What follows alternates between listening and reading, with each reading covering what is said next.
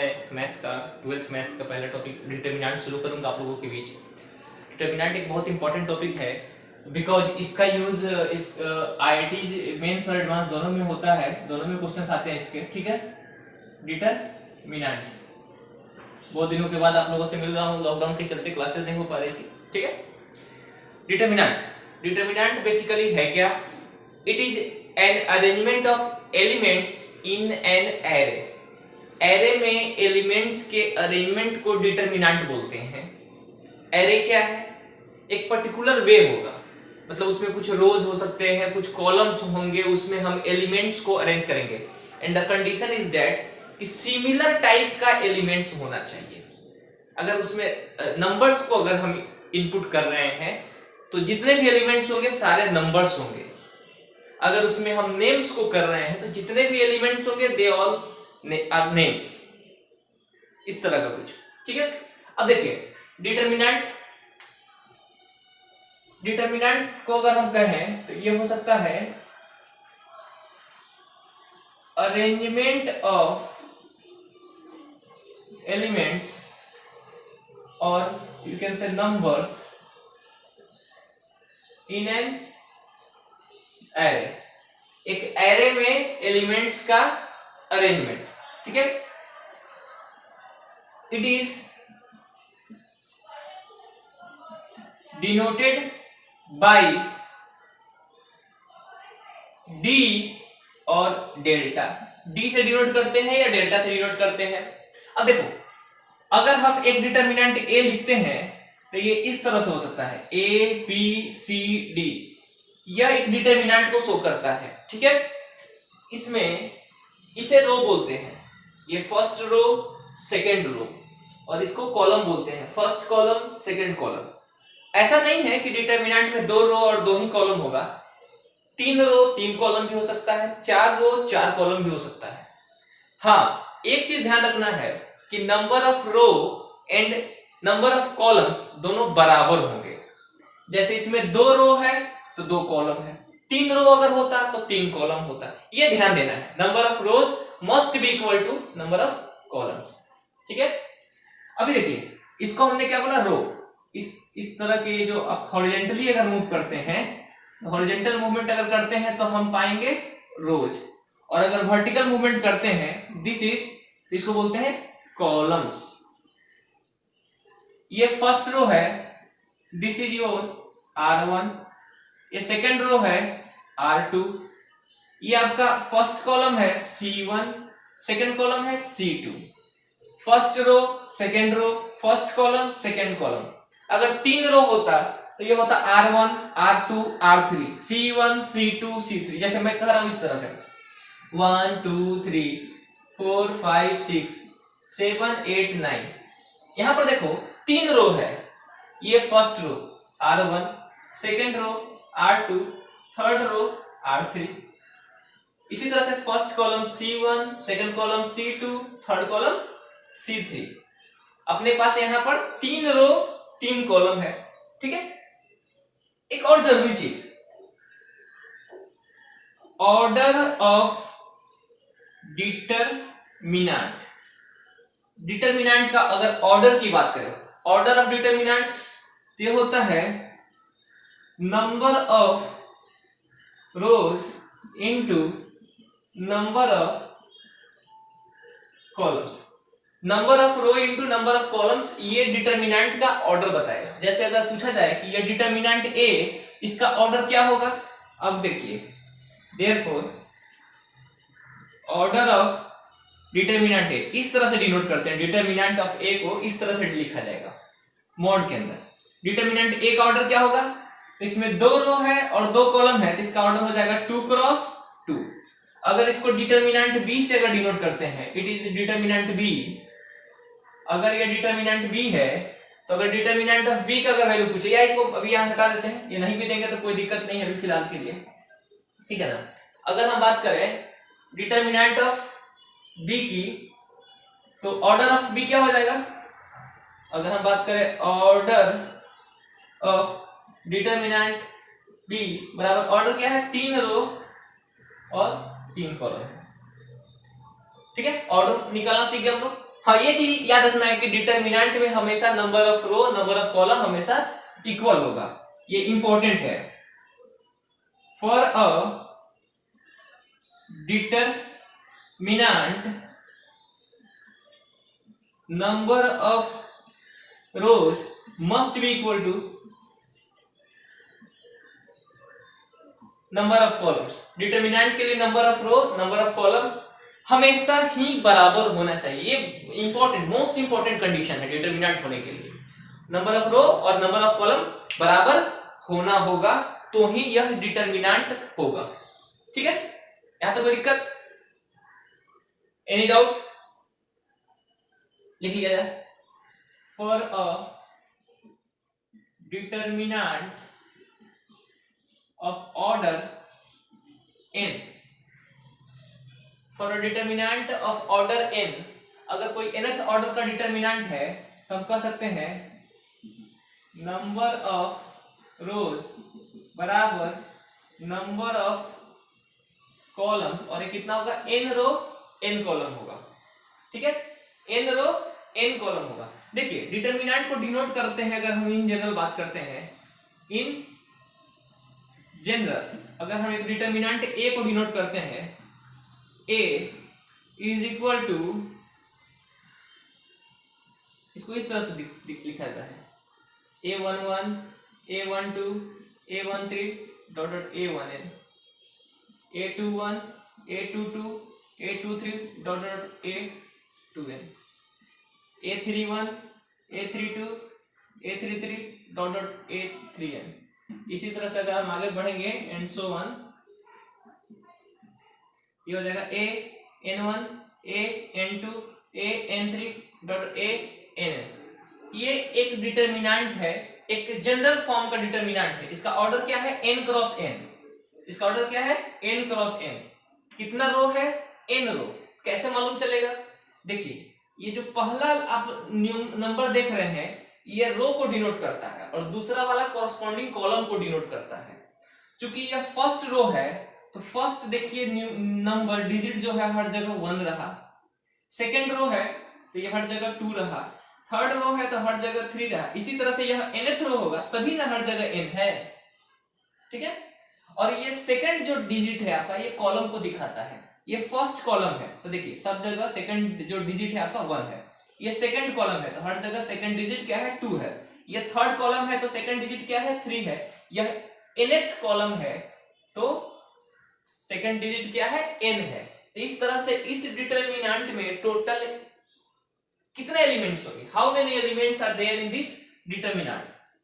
तो अगर डिटर्मिनेंट का number of elements in nth order determinant, बताओ अगर बाबू हमारे पास इस तरह का क्वेश्चन दिया हुआ है कि एक डिटर्मिनेंट है उसमें n रो है और n कॉलम है तो how many elements are there, how many elements, number of elements निकालने की बात कही जा रही है आपसे कि कितने एलिमेंट्स होंगे। एलिमेंट्स के लिए एक और नाम होता है कंस्टिट्यूएंट। कहीं कहीं किसी किसी बुक में क्वेश्चंस में कंस्टिट्यूएंट लिखा रहता है, तो कंस्टिट्यूएंट कहने का मतलब क्या होता है, एलिमेंट्स। एलिमेंट्स को कंस्टिट्यूएंट से भी डिनोट करते हैं। तो नंबर ऑफ एलिमेंट्स कैसे निकालेंगे, एकदम बड़ा आसान सा काम है। कितने रो है n, कितने कॉलम है n, total number of elements n into n। Total number of elements क्या हो जाएगा, n इंटू n। इसी को लोग बोलते हैं क्या, n स्क्वायर। ठीक है, नंबर ऑफ एलिमेंट्स तो निकाल लेंगे हम लोग, यहां तक कोई दिक्कत नहीं, इंपॉर्टेंट सा बात है, लिख लीजिए। अब हम लोग सीखते हैं एक्सपेंशन ऑफ डिटर्मिनेंट। डिटर्मिनेंट का एक्सपेंशन, तो पहले सेकेंड ऑर्डर डिटर्मिनेंट को एक्सपेंड करते हैं। पहले इसमें देखते हैं सेकेंड ऑर्डर डिटर्मिनेंट को एक्सपेंड किया जाए, कि पहले सेकेंड ऑर्डर डिटर्मिनेंट को एक्सपेंड करके देखते हैं कैसे होता है। एग्जांपल के थ्रू समझ लीजिएगा, ज्यादा इजी होगा। एक डिटर्मिनेंट हमारे पास a b c d, second order determinant है। कैसे मालूम, मैंने बताया नहीं, सेकेंड ऑर्डर है क्योंकि 2 रो और 2 कॉलम है, मेरे बोलने पर नहीं जाइएगा। सेकेंड ऑर्डर डिटर्मिनेंट के लिए क्या पहचान है, उसमें 2 रो होगा 2 कॉलम होगा। थर्ड ऑर्डर का क्या पहचान है? 3 रो होगा 3 कॉलम होगा। तो देखो बच्चों 2 row 2 column, second order determinant, इसको सोल्व करना है, वैल्यू निकालना है। तो कैसे निकालेंगे? क्रॉस मल्टीप्लिकेशन मेथड का यूज करते हैं। We have to use cross multiplication method. इन दोनों को आपस में मल्टीप्लाई करो, ये हो जाएगा एडी, माइनस इन दोनों को आपस में मल्टीप्लाई करो, क्या हो जाएगा ये? बीसी। एडी माइनस बीसी, यह एक न्यूमेरिक वैल्यू देगा और यह हमारा सॉल्यूशन हो जाएगा। जैसे क्वेश्चन देखो 2 3 4 5 सोल्व करो, तो इन दोनों को मल्टीप्लाई करेंगे, 5 इंटू 2 10 माइनस 4 इंटू 3 12, वैल्यू क्या गया? माइनस। है ना इजी? बहुत इजी है ये, ठीक है। अब देखते हैं एक क्वेश्चन हम लोग, और find the value of x if 2x 3 4 5 is equal to 7। x का वैल्यू निकालना है, यदि इस डिटरमिनेंट का वैल्यू कितना होना चाहिए? 7 होना चाहिए। तो कैसे बनाएंगे बच्चों इसको? हाँ, सॉल्यूशन बताइए। देखिए हमारे पास क्या दिया हुआ है? 2x 3 4 5 इज इक्वल टू 7 दिया हुआ बच्चों। इसको सोल्व करो, क्रॉस मल्टीप्लिकेशन। 5 इंटू 2x क्या हो जाएगा? 10x minus 4 into 3 12 is equal to 7। Is implied that का साइन, ये क्या हो जाएगा अपना? 10x इज इक्वल टू, ये इधर जाकर प्लस में हो जाएगा, तो 19 होता है क्या? सब 12 और 7 एकदम सही। Therefore x is equal to क्या हो जाएगा? 19 अपॉन 10, ये वैल्यू निकल गया। तो सेकेंड ऑर्डर डिटरमिनेंट सोल्व करने के लिए हम लोग क्रॉस मल्टीप्लिकेशन मेथड का यूज करते हैं। याद रखिए क्रॉस कैसे बनाते हैं। देखिए क्रॉस मल्टीप्लिकेशन बड़ा आसान है। क्रॉस बनाने के लिए हम लोग इस तरह से करते हैं और फिर ऐसे करते हैं। मतलब ये हमारा इनिशियल पोजीशन होता है, फर्स्ट प्लेस, यहाँ सेकंड प्लेस, ये थर्ड प्लेस और ये फोर्थ प्लेस। मुझे लगता है कि इन जनरल हम लोग क्रॉस इसी तरह से बनाते हैं। तो पहले इन दोनों को गुना करेंगे, माइनस इन दोनों को गुना करेंगे। यही तरीका है सेकेंड ऑर्डर डिटरमिनेंट को एक्सपेंड करने का। सेकेंड केस क्या है? Third order determinant. अब हमारे पास थर्ड ऑर्डर डिटरमिनेंट दिया हुआ रहेगा, तो हम लोग किस तरह से एक्सपेंड करेंगे, ठीक है। देखो थर्ड ऑर्डर डिटरमिनेंट हमारे पास कुछ इस जैसा दिया रहेगा। सपोज कर लो 1 2 3 4 5 6 7 8 9, ये हमारे पास थर्ड ऑर्डर का एक डिटरमिनेंट दिया हुआ है। कैसे पता थर्ड ऑर्डर है? क्योंकि इसमें 3 रो और 3 कॉलम है। First row, second row, third row, first column, second column, third column, इसमें 3 रो और 3 कॉलम है, इसलिए यह थर्ड ऑर्डर का डिटरमिनेंट हो गया हमारा, ठीक है। अब इसको सोल्व करना है, एक्सपेंड करना है, कैसे करेंगे? तो इसके एक्सपेंशन में कुछ बातों को ध्यान में रखना है हमें। क्या है देखते हैं। देखिए इसके लिए हमको साइन कन्वेंशन पता होना चाहिए, साइन स्कीम पता होना चाहिए, साइन स्कीम हमको पता होना चाहिए थर्ड ऑर्डर डिटरमिनेंट को सोल्व करने के लिए। साइन स्कीम क्या है देखते हैं। पहले मैं डायरेक्ट बता देता हूं, डायरेक्ट समझना ज्यादा इजी है। प्लस से शुरू करना है और साइन जो है वो अल्टरनेट देते चलना है, plus minus plus minus plus minus plus minus plus, या अगर ऐसे देखते हैं तो plus minus plus minus plus minus plus minus plus, alternate sign देना है। स्टार्ट करना है कहां से? प्लस से, और बाद में ऑल्टरनेट साइन देते चलना है हम लोगों को, ठीक है। Starting from plus alternate sign देना है। अब कुछ लोग समझ रहे होंगे सर ये कैसे आ गया? बड़ा आसान सा चीज है। इसको मान लो अगर हमारे पास कोई डिटरमिनेंट है, ये मान लो डिटरमिनेंट ए है, ठीक है। इसके लिए अगर हम बात करते हैं डिटरमिनेंट ए के लिए, तो इसको हम इस तरह से डिनोट कर सकते हैं। ये जो प्लेस है ये 1 1 का है, ये जो है 1 2 का है, ये जो है 1 3 का है, ये 2 1 का है, ये 2 2 का है, ये 2 3 का है, ये 3 1 3 2 3 3। अभी मैंने बताया था ना, मैंने तो nth ऑर्डर का बता दिया था। इन जनरल एक डिटरमिनेंट है, ये तो खैर थर्ड ऑर्डर का ही है। अब ध्यान से देखिएगा, ये आई इसको बोलते हैं आई इन, अगर इसको जनरलाइज करके लिखें अगर हम इसको इन जनरल करें, इसको बोलेंगे ए बराबर ए आई जे, ठीक है, इस तरह से। आई जे मतलब, ठीक है, वेयर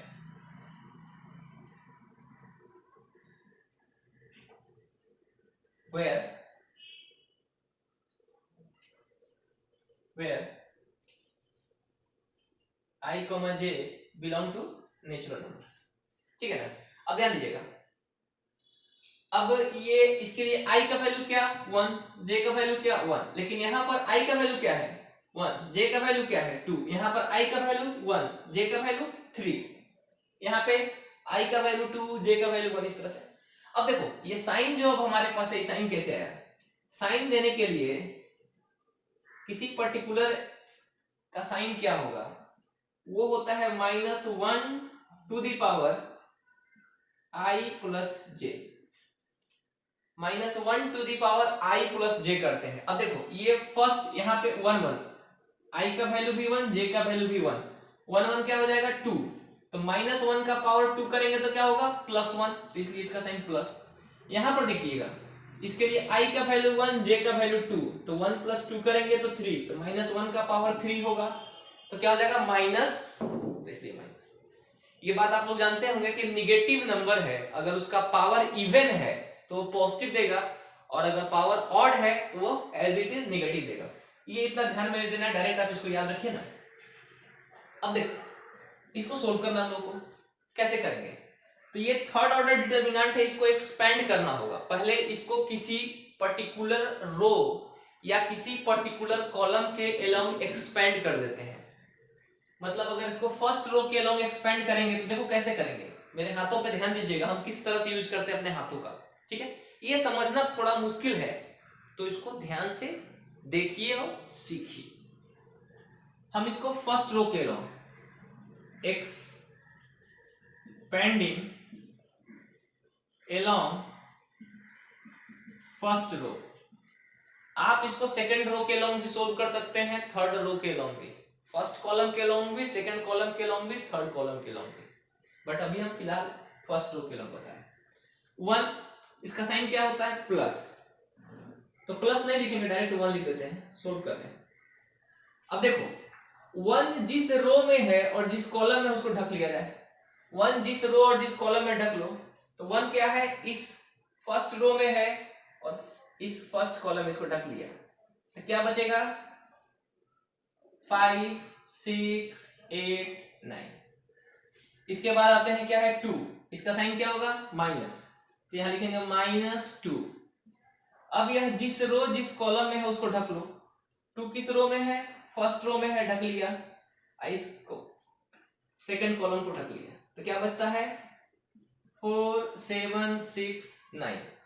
फिर आगे क्या है 3 का साइन क्या है प्लस, तो +3 जिस रो जिस कॉलम में ढक लो, ये फर्स्ट रो और थर्ड कॉलम में ढक लिया, क्या हो गया ये 4 5 7 8, ठीक है बच्चों।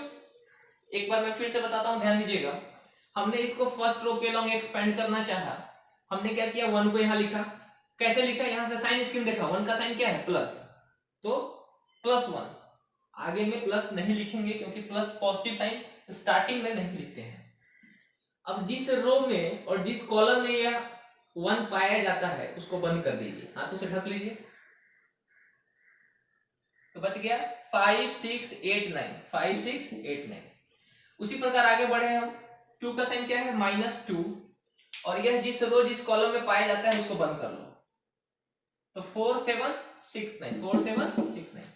आगे क्या है 3, इसका साइन क्या होगा +3 कर दिया हमने, ठीक है ना, ये मिट रहा है थोड़ा, और 3 जिस रो जिस कॉलम में ढक लिया, 4 5 7 9, इस तरह से कर दिया। अगर फिर भी नहीं समझ में आता है तो वीडियो को थोड़ा रिवाइंड कर लीजिएगा, इसको दोबारा देख लीजिएगा, ठीक है। अब देखो बच्चों 1 बाहर एज इट इज रख दो, ये हमारे पास एक सेकंड ऑर्डर डिटर्मिनेंट हो गया।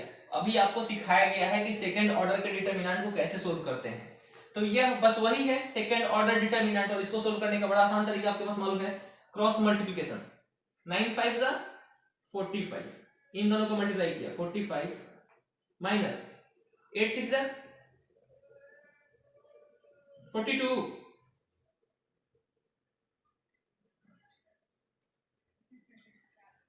नहीं सॉरी 48 8 से 48 48 माइनस 2, इन दोनों को क्रॉस मल्टीप्लिकेशन 36 36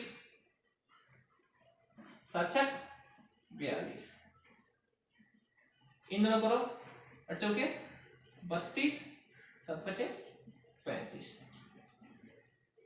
ये क्या हो जाएगा हमारे पास 1 इंटू -3 -2 इंटू -6 +3 इंटू -3, ये हो जाएगा -3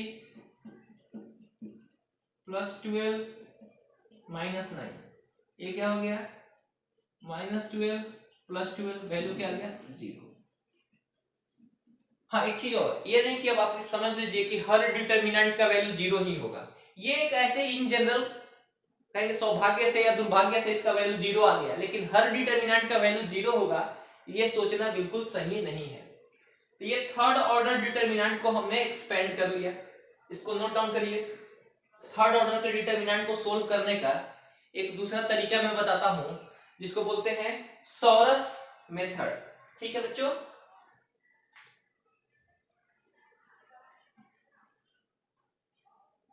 सॉरस मेथड, ये कोई ऐसा नहीं कि बहुत ज्यादा इंपॉर्टेंट है, बस जान लीजिए।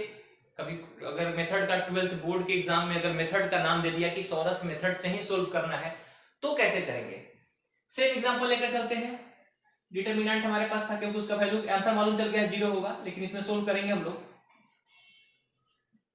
सोल्व करके इसका वैल्यू निकालेंगे। 0 होगा हमें पता है, लेकिन डायरेक्ट 0 नहीं लिखेंगे, हमें सीखना है। ठीक है, अभी देखो सॉरस मेथड का यूज कैसे करेंगे हम लोग। जो डिटरमिनेंट है उसको एज इट इज लिख दो, 1 2 3 4 5 6 7 8 9 लिख दिया। ये बस लाइन हमने नहीं दिया, बाकी डिटरमिनेंट को एज इट इज हमने लिख दिया। अब क्या करो, फर्स्ट रो को रिपीट कर दो 1 2 3, सेकेंड रो को रिपीट कर दो 4 5 6, इतना काम कर लेना है आपको।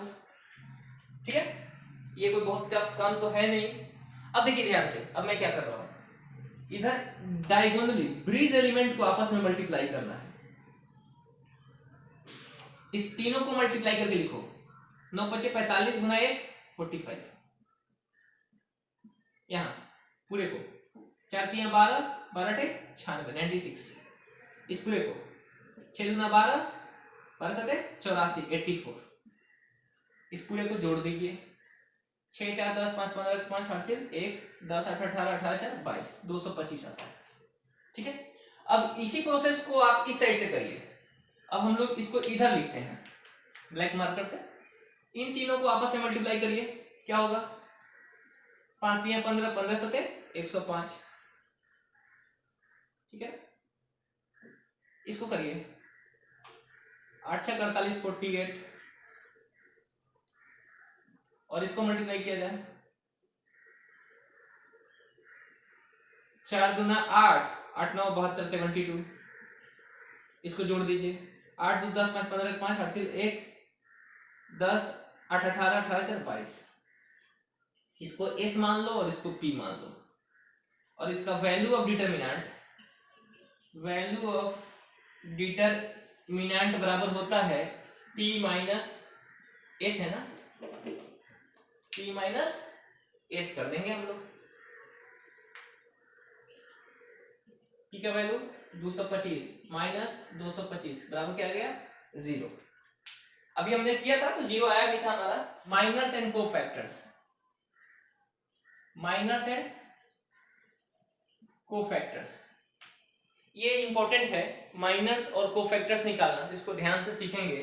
इसका यूज आगे चल के हम लोगों को मैट्रिक्स में भी करना है। ठीक है ना, तो माइनर्स एंड कोफैक्टर्स के लिए जानते हैं पहले माइनर्स किसको बोलेंगे और कोफैक्टर किसको बोलेंगे। तो इसके लिए एक बढ़िया होगा कि एक मैं एग्जांपल लेकर आप लोगों को बताऊं तो ज्यादा समझ में आएगा। एक एग्जांपल लेते हैं, ठीक है। लेट अ डिटरमिनेंट बी ए बराबर वही 1 2 3 4 5 6 7 8 9 अपना सदाबहार डिटरमिनेंट। ठीक है, आप कुछ भी ले सकते हैं, क्वेश्चन में कुछ भी आ सकता है, मैंने ये चुना। इसके पीछे ऐसा नहीं कि कोई मेरा अपना स्वार्थ है, मुझे अच्छा लगता है, इसमें सारे नेचुरल नंबर आ जाते हैं। कैलकुलेशन थोड़ा इजी होगा समझाने के लिए, जल्दी कैलकुलेट हो जाएगा। ठीक है, देखिए अब इसका हमें माइनस निकालना है, माइनस। ठीक है, तो माइनस निकालने के लिए क्या करते हैं, माइनर ऑफ ए आई जे बराबर एम आई जे, ऐसा हम मान लेते हैं। हमने मान लिया कि माइनर्स को एम आई जे कहा गया, ए आई जे कहने का मतलब ये A11 है, ये A12 है, ये 13 है, ये 4 क्या है, A21 है, सेकेंड रो फर्स्ट कॉलम। ये वाला 5 क्या है, 22, 6 क्या है, 23, सेकेंड रो थर्ड कॉलम। तो ये आप समझ गए होंगे आई जे का मतलब क्या होता है।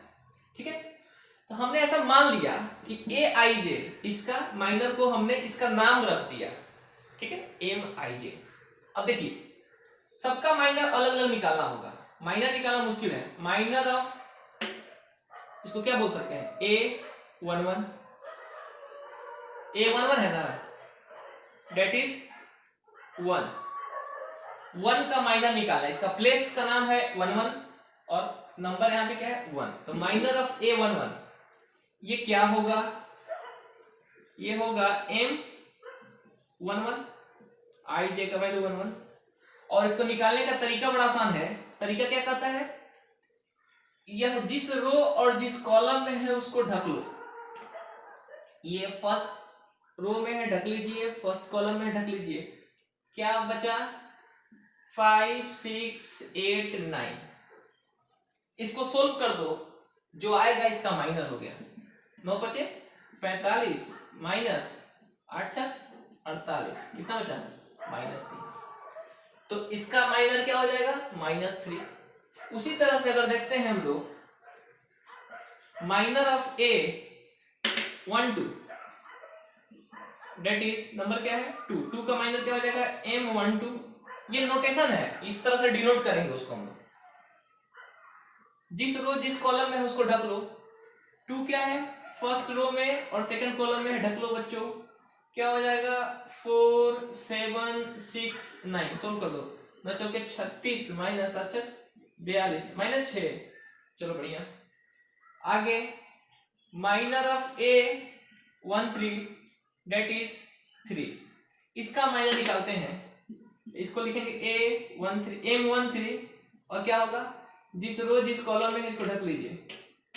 क्या बच गया 4 7 5 8 और चौके 32 माइनस 7 बचे 35, कितना गया -3। इसी तरह से सबका, इसका नाम 21 है, minor of A21 date is 4, निकाल लेंगे 100। सबका माइनर आपको इसी तरह से निकाल लेना है। क्या निकाल दूं क्या मैं, चलो निकाल लेता हूं, मैं निकाल लेता हूं, आप लोग इसको नोट कर लीजिए। ठीक है, या आप लोग खुद ट्राई कीजिए निकालने का, मैं तो निकालूंगा ही, ट्राई करिए।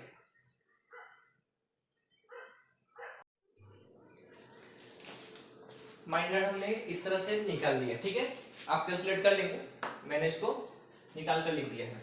सबका माइनर अलग अलग, चूंकि इसमें टोटल कितने एलिमेंट्स है, 9 एलिमेंट्स है, 3 3 6 3 9, सबका अलग अलग माइनर निकलेगा। ठीक है ना, वो हमने इस तरह से निकाल लिया सबका माइनर इंडिविजुअली। तरीका वही है, 1 का माइनर निकालना है, इसको बंद कर लिया, 9 बचे 45 8 48। 2 का माइनर निकालना है, इसको बंद कर लिया, 9 चौके 36 7 42। अगर हमको 7 का माइनर निकालना है, जो हमने यहां लिखा है 7 का माइनर कैसे निकलेगा, इसको बंद कर लो, 6 दूना 12 माइनस 15। ठीक है, तो हम लिखना हो therefore determinant of minors. Determinant of minor क्या हो जाएगा, अब इसको डिटरमिनेंट के फॉर्म में अरेंज कर दीजिए। 1 का माइनर 1 के प्लेस पे, 1 का माइनर क्या है -3, 2 का माइनर क्या है -6, -3 -6 -12 -6 -3 -6 -3। ये हो गया हमारा डिटर्मिनेंट ऑफ माइनर्स। यह एक ऐसा डिटर्मिनेंट है जिसका कॉरस्पॉन्डिंग एलिमेंट माइनर्स है इस डिटर्मिनेंट का। मतलब 1 का माइनर -3, 2 का माइनर -6, 3 का माइनर -3 एंड सो ऑन। ये माइनर निकालने का तरीका है। मेथड बहुत इजी है, बस समझना है इसको, ठीक है। तो माइनस तो इस तरह से हमने निकाल लिया। अब हमको सीखना है कोफैक्टर कैसे निकाला जाए, ठीक है। कोफैक्टर निकालने के लिए क्या करेंगे, कोफैक्टर निकाल, इसको इरेज करता हूं, ठीक है ना। कोफैक्टर्स निकालने के लिए क्या करेंगे, कोफैक्टर्स के लिए आपको माइनस तो रखना ही है। कोफैक्टर के लिए माइनर की आवश्यकता तो आपको है ही, तो माइनर हमारे पास पड़ा हुआ है। अब देखो कोफैक्टर के लिए क्या करना होता है, मैंने अभी आपको बताया है यहाँ पर कि किसी भी एलिमेंट का ये इन जनरल माइनर निकालने का तरीका है कि ए आई जे के माइनर को हमने क्या मान लिया, एम आई जे। उसी तरह से कोफैक्टर की बात करते हैं। अब हम कोफैक्टर बता रहे थे, ठीक है।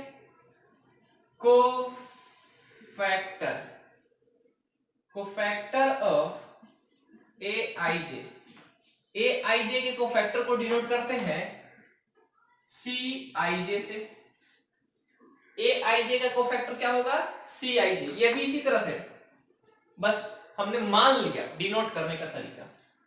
बराबर ये होगा -1 to the power I plus J into M I J. ये निकालने का तरीका हो गया। हमने देखिए ए आई जे का माइनर क्या होता है, एम आई जे। तो उस माइनर में इसको मल्टीप्लाई करना है। ये है क्या, ये जो दिख रहा है ये है क्या, अभी बताया था कुछ देर पहले मैंने, साइन स्कीम। इसी के चलते तो प्लस माइनस वो निकलता है साइन स्कीम, बस वही चीज है। इसका मतलब कोफैक्टर्स जो होता है वो माइनस ही होता है, बस साइन स्कीम यूज करने के बाद लिखते हैं इसको। कैसे समझिएगा, जैसे अगर हम माइनर ऑफ 1 यहां निकाल दिया हमने -3, तो कोफैक्टर ऑफ 1 निकालते हैं।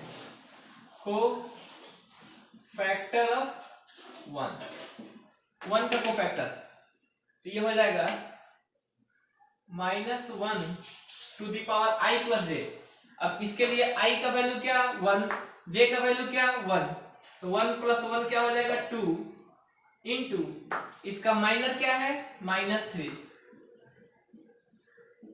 ये क्या हो जाएगा -1 का स्क्वायर 1 इंटू -3। फिर आगे बढ़ते हैं, कोफैक्टर ऑफ 2 का कोफैक्टर कैसे करेंगे, तो -1 टू द पावर आई का वैल्यू इसके लिए फर्स्ट रो 1, जे का वैल्यू सेकंड कॉलम 2, तो 1 + 2 3 इंटू माइनर क्या है इसका 2 का माइनर है -6। ये हो जाएगा -1 इंटू -6, ये हो जाएगा +6। अब इतना भी मेहनत नहीं करना है, ये जो बार बार हम काम कर रहे हैं इसको हटा दीजिए और बस साइन स्कीम का यूज कर दीजिए। Plus minus plus minus plus minus plus minus plus, sign scheme use करके इसको लिख दीजिए। कैसे देखिए, कोफैक्टर ऑफ 3 का यहाँ इसका साइन क्या होगा प्लस, मतलब जो इसका माइनर होगा वही इसका कोफैक्टर होगा। आगे बात करते हैं कोफैक्टर ऑफ 4 का कोफैक्टर, इसका साइन क्या होगा माइनस, तो इसका माइनर क्या है -6, इसमें माइनस लगा दीजिए, -6 + 6। अगला कोफैक्टर ऑफ 5 का साइन क्या है प्लस, तो जो प्लस जिसका भी साइन प्लस है उसका कोफैक्टर और माइनर सेम होगा, लेकिन जहां जहां माइनस है उसका कोफैक्टर का साइन उसके कॉरस्पॉन्डिंग माइनर के अपोजिट होगा। जैसे देखो यहां वाला का माइनर क्या था, 4 का माइनर क्या है -6, लेकिन इसका कोफैक्टर क्या हो जाएगा +6, क्योंकि माइनस वाले का साइन उलट जाएगा। लेकिन 5 का जो कोफैक्टर होगा वही माइनर होगा, सेम होगा। 5 का माइनर -12, तो इसका cofactor -12। Cofactor of 6, cofactor of 7 8 9, सबका कोफैक्टर निकालिए। 6 का साइन क्या है? माइनस, तो इसमें माइनस लग जाएगा। इसका माइनस कितना है? -6, ये हो जाएगा +6। 7 का साइन क्या है? प्लस, तो इसका एज इट इज लिख देंगे -3। 8 का साइन क्या है? माइनस, तो माइनस लगा के इसका माइनस क्या है जी? -6, ये हो जाएगा +6। 9 का साइन क्या है? प्लस, तो इसका एज इट इज रहेगा -3। तो हमने सारा कोफैक्टर निकाल दिया। तो देखिए कोफैक्टर और माइनर में बस मामूली सा डिफरेंस है, अंतर है। अंतर क्या है? माइनर तो आप सीख गए, कोफैक्टर में साइन स्कीम का ख्याल रखेंगे। पहला वाला प्लस, दूसरा वाला माइनस, मतलब इसका जो भी कोफैक्टर निकाला जाएगा, इसका कोफैक्टर का साइन जो है इसके माइनर के अपोजिट होगा। उसी तरह से यहाँ यहाँ यहाँ इन सब का जो कोफैक्टर होगा माइनर से अपोजिट उसका साइन होगा। अब देखिए, अब अगर हमको कोफैक्टर का डिटरमिनेंट लिखना हो, डिटरमिनेंट ऑफ कोफैक्टर्स, तो एक डिटरमिनेंट हो जाएगा और जहां जहां जो जो एलिमेंट है उसका कोरस्पॉन्डिंग कोफैक्टर वहां लिखा जाएगा। 1 का कोफैक्टर क्या आया है? -3, -2 का कोफैक्टर क्या है? 6, 3 का कोफैक्टर क्या है? -3, 4 का 6, 5 का -12, 6 का 6, 7 का -3, 8 का 6 और 9 का -3। तो यह एक डिटरमिनेंट हो गया जिसके elements, corresponding elements are the cofactors of the given determinant. इस डिटरमिनेंट का ये कोफैक्टर डिटरमिनेंट है।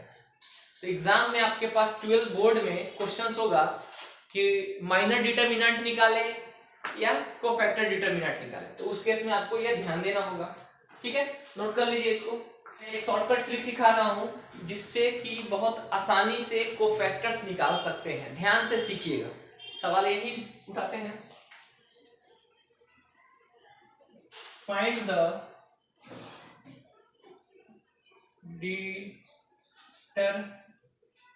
Determinant of cofactors of the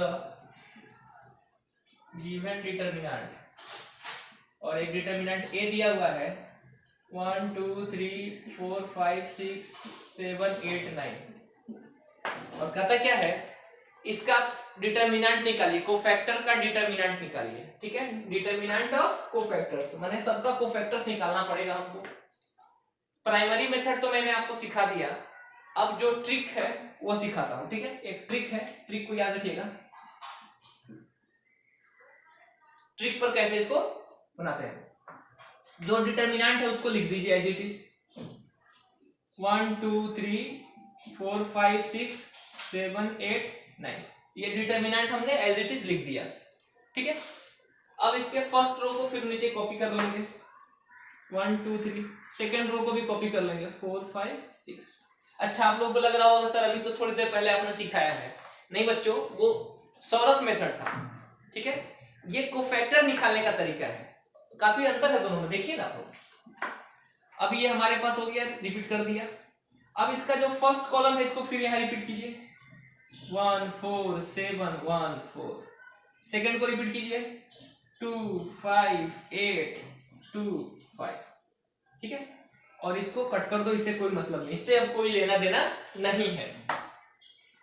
अब ध्यान से सीखिएगा स्टेप बाय स्टेप मैं कैसे करता हूं। अब करना क्या है, क्रॉस मल्टीप्लिकेशन, इन दोनों को मल्टीप्लाई करेंगे, फिर माइनस इन दोनों को मल्टीप्लाई करके घटा कर लिख देंगे। मतलब 9 पचे, समझिएगा 9 पचे 45, 9 पचे 45 माइनस 8 छक 48, घटा के कितना है -3। तो हम लोग डायरेक्ट यहाँ रिजल्टेंट लिखेंगे। ठीक है ना, अब देखिए फिर इन दोनों को 8 तिया 24, 9 दूना 18, 24 माइनस 18 6, फिर यह 6 दूना 12 माइनस 15, ऐसे मतलब नहीं समझ में आ रहा, 12 माइनस 15 क्या आ गया -3। ये वाला कैसे लिखा मैंने, 8 तिया 24, 9 दूना 18, 24 माइनस 18 6। क्रॉस मल्टीप्लिकेशन, इन दोनों को गुणा करना है, माइनस इन दोनों को, इन दोनों को माइनस इन दोनों को, इन दोनों को माइनस इन दोनों को, एक लाइन से लिख दिया। ठीक है, उसी तरह से अब आगे बढ़ना है, यहां भी ध्यान दीजिएगा।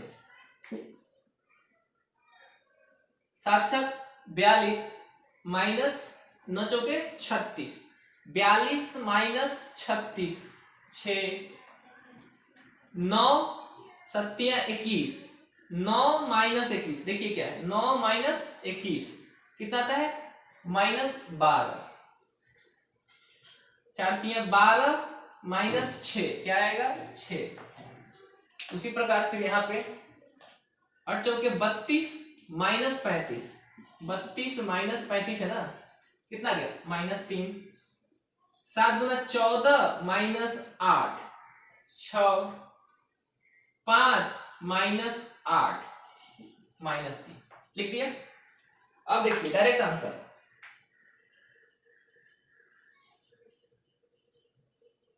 डिटर्मिनेंट ऑफ कोफैक्टर्स बराबर और ये -3। ठीक है, ये हमारा कोफैक्टर हो गया। यह एक डिटर्मिनेंट है कोफैक्टर्स का। इस तरह से हम लोग सीख सकते हैं। आप इसको अगर नहीं समझ में आया है तो वीडियो को फिर से रिवाइंड कर लीजिए, रिवाइंड करके आप देख लीजिए, 2 बार देखिए, 3 बार देखिए, एक बार समझ में आ जाएगा तो फिर ये बहुत इजी होगा आप लोगों के लिए। और इस मेथड से तुरंत हम लोग कोफैक्टर्स निकाल लेते हैं। Uses of determinant in coordinate geometry. Determinant का यूज कोऑर्डिनेट ज्योमेट्री में कहां कहां और किस तरह से होता है यह सीखेंगे हम लोग। 11th में आपने कोऑर्डिनेट पढ़ा होगा तो वहां पर आपको बताया गया था। हाँ, वो भूल गए हैं तो कोई बात नहीं है, लेकिन बताया गया था। ठीक है, फिर से हम लोग एक बार देख लेते हैं किस तरह से यूज करते हैं। ठीक है ना। अब देखिए मैंने बताया था आपको uses of determinant in coordinate geometry. Determinant का यूज कोऑर्डिनेट ज्योमेट्री में किस तरह से करेंगे, तो कुछ बातें हैं, कुछ पॉइंट्स हैं जो आपने पढ़ा है कोऑर्डिनेट ज्योमेट्री में डिफरेंट सिचुएशंस पर आपने पढ़ रखा है, लेकिन एक बार फिर से उसको हम लोग ब्रश अप कर लेते हैं, रिवाइज कर लेते हैं। देखिए सबसे पहला एरिया ऑफ ट्रायंगल। ट्रायंगल का 3 वर्टेक्स दिया हुआ है। ट्रायंगल का एक वर्टेक्स है x1 y1, दूसरा है x2 y2 और तीसरा है x3 y3। अगर ट्रायंगल का तीनों वर्टेक्स दिया हुआ है तो एरिया क्या हो जाएगा उस ट्रायंगल का, area is equal to half determinant x1 y1 1, x2 y2 1, x3 y3 1 हो जाएगा। मैंने क्या बोला, ट्रायंगल का वर्टेक्स दिया हुआ है, पहला वर्टेक्स, दूसरा वर्टेक्स, तीसरा वर्टेक्स। वर्टेक्स का coordinate x1 y1, x2 y2, x3 y3 है, तो उसका एरिया क्या हो जाएगा, half into x1 y1 1, x2 y2 1, x3 y3 1। और ये थर्ड ऑर्डर डिटरमिनेंट बनेगा। इसको सोल्व करके हम लोग वैल्यू निकाल लेंगे, थर्ड ऑर्डर का वैल्यू निकल जाएगा, एरिया निकल जाएगा। अगर 3 पॉइंट हमारे पास दिया हुआ है, x1 y1 पहला पॉइंट, x2 y2 दूसरा पॉइंट और x3 y3 तीसरा पॉइंट। यदि 3 पॉइंट हमारे पास दिया हुआ है और कहता है point should be collinear. Collinear मतलब तीनों पॉइंट सेम स्ट्रेट लाइन पर लाई करेगा। कोलिनियर का कंडीशन यही होता है, 3 or more points are said to be collinear if they all lies on the same straight line। तो यह तीनों पॉइंट कोलिनियर कब होगा, जब इन तीनों पॉइंट से बनने वाले ट्रायंगल का एरिया क्या होगा, 0। ये आप लोगों को बताया गया होगा कि 3 पॉइंट कोलिनियर कब होगा, जब उन तीनों पॉइंट से बनने वाले ट्रायंगल का एरिया 0 हो जाएगा तो कोलिनियर होगा। तो बस इसी को 0 से इक्वेट कर देना है। तो इस डिटरमिनेंट का value 0, x1 y1 1, x2 y2 1, x3 y3 1 बराबर 0। क्योंकि जब इसको एरिया को 0 से इक्वेट कीजिएगा तो हाफ 0 के साथ जाकर 0 हो जाएगा, तो यह डिटरमिनेंट का वैल्यू 0। तो डायरेक्टली याद रखते हैं कि 3 पॉइंट का कोऑर्डिनेट दिया हुआ है, x1 y1, x2 y2, x3 y3। तो x1 y1 1, x2 y2 1, x3 y3 1, इस डिटरमिनेंट का वैल्यू 0 होगा। ठीक है। नेक्स्ट यूज अगर हमारे पास दो पॉइंट दिया हुआ है x1 y1 और x2 y2, दो पॉइंट्स हमारे पास दिया हुआ है और कहता है इन दोनों पॉइंट से बनने वाले स्ट्रेट लाइन का इक्वेशन। स्ट्रेट लाइन दो पॉइंट दिया हुआ है, पहला पॉइंट x1 y1 और दूसरा x2 y2, इन दोनों पॉइंट से बनने वाले स्ट्रेट लाइन का इक्वेशन क्या होगा? तो यह होगा x1 y1 1 x2 y2 1 is equal to 0। यह एक थर्ड ऑर्डर का डिटर्मिनेंट है, 0 होगा। देखिए ध्यान से, x1 y1 ये कोई नंबर होगा। कोऑर्डिनेट कैसे होता है? 2, 3, 4, 5 इसी तरह का होता है ना। कोऑर्डिनेट है, पॉइंट का कोऑर्डिनेट्स है, तो यह कोई नंबर होगा, यह भी कोई नंबर होगा। यहाँ जो दिख रहा है आपको x और y, ये वेरिएबल है जो कि स्ट्रेट लाइन के इक्वेशन में मौजूद रहता है। आपने पढ़ा होगा कोऑर्डिनेट में 2 points formula, y minus y1 is equal to y2 minus y1 by x2 minus x1 into x minus x1। वही तरीका है, इसको सोल्व करेंगे तो वही फॉर्मूला चलाएगा। तो x और y उसमें मौजूद रहेगा। Next use fourth, if 3 lines, 3 line दिया हुआ हमारे पास और कहता है तीनों लाइन कंकरेंट होगा। कंकरेंट लाइन के लिए कंडीशन क्या है? 3 lines are said to be concurrent if they all passes through a common point. 3 या 3 से अधिक लाइन को कंकरेंट बोलेंगे यदि उन सब का एक कॉमन इंटरसेक्शन पॉइंट होगा। ठीक है, तो तीनों लाइन का दिया हुआ है। देखिए a r x b r y c r बराबर 0, आर का वैल्यू 1, मतलब पहला लाइन की इक्वेशन क्या हो जाएगा? a1 x b1 y plus c1 बराबर 0। दूसरे वाले का क्या हो जाएगा? a2 x b2 y c2 बराबर 0। और तीसरे लाइन का इक्वेशन क्या हो जाएगा? a3 x b3y c3 बराबर 0। तीनों लाइन का इक्वेशन दिया हुआ है, कहता है कंकरेंट है, तीनों का पॉइंट ऑफ इंटरसेक्शन कॉमन है। तरीका क्या होगा? a1 b1 c1 coefficient, a2 b2 c2 a3 b3 c3, इसका डिटरमिनेंट का वैल्यू क्या हो जाएगा? 0। कोऑर्डिनेट में आपने सीखा होगा एक तरीका, किसी भी दो लाइन को सोल्व कर लीजिए, इन दोनों लाइन को सोल्व कर लो, एक्स वाई का वैल्यू निकालो और तीसरे वाले में पुट कर दो। यदि सेटिस्फाई कर गया तो कंकरेंट, नहीं किया तो नॉन कंकरेंट। लेकिन यहाँ पर डायरेक्ट तरीका है, a1 b1 c1 a2 b2 c2 a3 b3 c3 का डिटरमिनेंट 0 हो जाएगा। और लास्ट हमारे पास एक इक्वेशन है, ये सेकेंड ऑर्डर का जनरल इक्वेशन है। ठीक है, हमारे पास एक जनरल इक्वेशन है ax square plus by square plus 2hx y plus 2gx plus 2fy plus c बराबर 0। यह इक्वेशन आप कोऑर्डिनेट में देखे होंगे, कई बार देखे होंगे। तो यह रिप्रेजेंट करेगा पेयर ऑफ स्ट्रेट लाइन। कब? यह एक पेयर ऑफ स्ट्रेट लाइन को रिप्रेजेंट करेगा कब? जब यह डिटरमिनेंट 0 हो जाए। a h g h b f g f c इस डिटरमिनेंट का वैल्यू 0 हो जाएगा, तो यह पेयर ऑफ स्ट्रेट लाइन को शो करेगा। यह सेकंड डिग्री का जो इक्वेशन आपको दिख रहा है, यह पेयर ऑफ स्ट्रेट लाइन को कब शो करेगा? जब इस डिटरमिनेंट का वैल्यू 0 हो जाएगा। पता है क्या होगा? यह सर्कल को कब शो करता है? जब a और b का वैल्यू बराबर, h का वैल्यू 0। कहने का मतलब a बराबर b एंड h बराबर 0, तब यह किसको शो करेगा? सर्कल को शो करेगा। यह पैराबोला को भी शो करेगा, इलिप्स को भी शो करेगा, हाइपरबोला को भी, सब तरीका बताया गया होगा। यहाँ डिस्कस नहीं करेंगे बिकॉज फिर कोऑर्डिनेट में चले जाएंगे हम लोग। ठीक है ना, ये कुछ यूजेस था जो हम लोगों को जानना था और हमने पहले भी पढ़ा है। ठीक है, बाकी इसका नेक्स्ट लेक्चर हम लोग जब डिस्कस करेंगे, अगला वीडियो जो आपके पास मिलेगा उसमें प्रॉपर्टीज ऑफ डिटरमिनेंट हम लोग डिस्कस करेंगे और कुछ क्वेश्चंस डिस्कस करेंगे। ठीक है, बाकी आप लोग फर्स्ट पार्ट हमारा यहाँ खत्म होता है, नेक्स्ट पार्ट इसका प्रॉपर्टीज ऑफ डिटरमिनेंट और सिस्टम ऑफ लीनियर इक्वेशंस का सॉल्यूशन हम लोग निकालेंगे। ठीक है, stay at home, stay healthy, bye, thank you.